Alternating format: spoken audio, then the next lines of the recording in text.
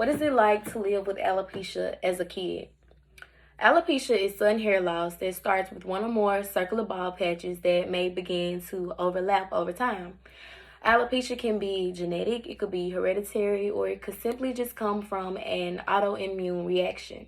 That means that the body's immune system incorrectly attacks the body's cells. The cells that are under attack in this particular condition are the hair follicles. The follicles are the cells in which promote hair growth from the scalp. Alopecia is not really common in children. However, 1 in every 1,000 child faces this condition during their lifetime. Here is what it is like to walk in the shoes of a person who has alopecia as a kid. When I was younger, I began to lose hair on both sides of my head, like with no explanation. My mom did not know why, dad did not know why. I was curious as to why.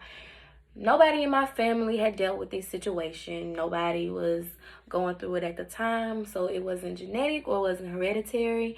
So mom ended up taking me to a hair doctor. Come to find out, it was an autoimmune reaction, as I previously stated. Basically meaning that my body was not correctly doing its job. This condition kept me from wearing all the pretty hairstyles that my peers were wearing at school or my other family members my age were wearing. And it kind of was devastating to me because I just wanted to be normal and I wondered why I wasn't normal.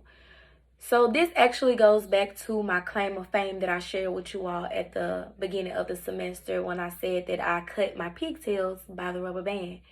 Yes, I did this because I was unhappy with the way that my hair looked versus the people around me. I just could not understand it. Alopecia as a kid can really affect a child's communication skills and the way they interact with each other. Me personally, I'm a shy person to this day. Not because I'm still dealing with alopecia, which I'm not, but it just made me that way as a person because when I was younger, I just was not a people's person. I'm still not really a people's person. I believe that condition really took a toll on me. Other feelings and emotions that kids can feel from this condition is a sense of embarrassment. They could be embarrassed to go to school or to go anywhere around other people. They may start to feel sad, feeling down about themselves. They might get anxiety. They might become socially isolated. It just may become hard to interact with other kids or people as a whole or society as a whole because they feel like they will be made fun of, talked about, neglected, rejected, all sorts of things. And honestly, I think it is harder for young boys who are dealing with alopecia versus girls because there are numerous ways you can cover up girls' alopecia. You can add in hair, but it's not really that easy for a boy.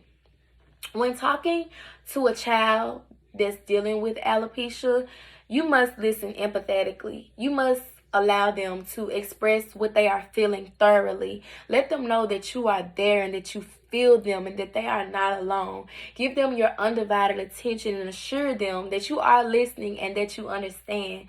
3 examples of ways that you can be an empathetic listener to a person with this type of adversity is: number 1, let them talk and express themselves thoroughly while you sit quiet and just listen. If your emotions start to go all over the place, you start to cry and they start to cry, it's okay, but try not to cry. Try to manage your own feelings, therefore you do not make the situation worse.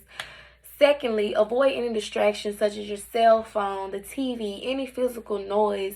Give them your undivided attention by making physical or eye contact. By physical contact, I mean like placing your hand on their shoulder or placing your hand on their hand.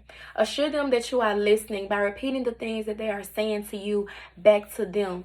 And let them know that you feel them, that you are with them. In conclusion, suffering from hair loss can be stressful and embarrassing, especially for a child. Children are constantly trying to figure themselves out and find out who they are on a day-to-day basis. So this could be a very devastating situation, as it was for myself. It is the job of the parents to make sure that they are comfortable and able to express themselves and still be themselves and be comfortable in the skin that they are in, regardless of the situation. Because with the proper treatment and the proper care, it'll be okay. Those alopecia days will shorten. Take it from me, a person who dealt with this for years at a time.